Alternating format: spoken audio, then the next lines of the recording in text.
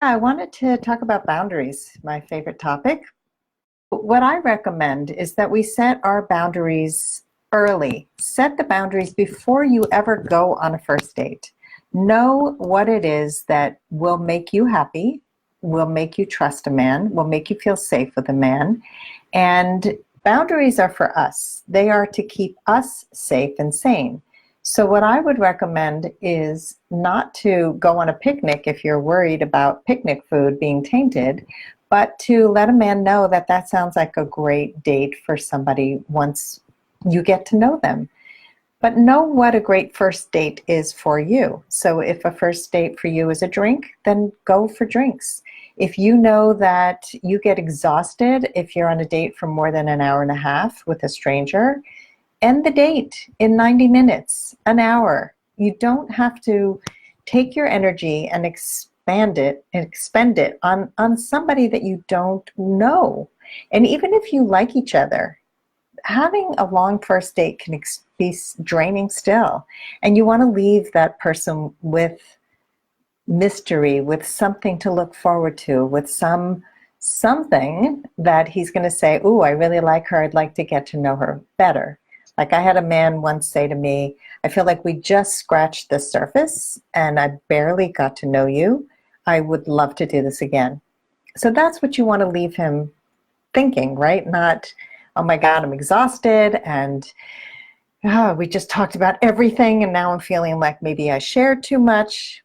So that's my thing. It's like we need to set our boundaries, what makes us feel safe, what makes us feel sane, and take whatever a man sets out for us and redirect it to work for you.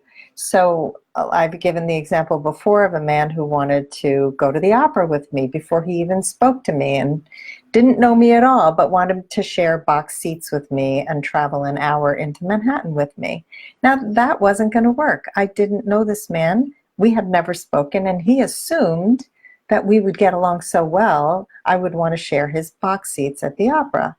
Well, I'm really glad I didn't, and I redirected that date to a coffee date because we did not get along. He did so many things that were not okay that we never went on a second date.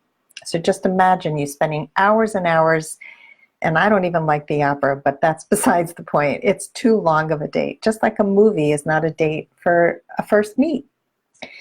So that's what I recommend is figure out what you need. Let a man know. That sounds like a great second date or a third date or a great date for when we know each other well.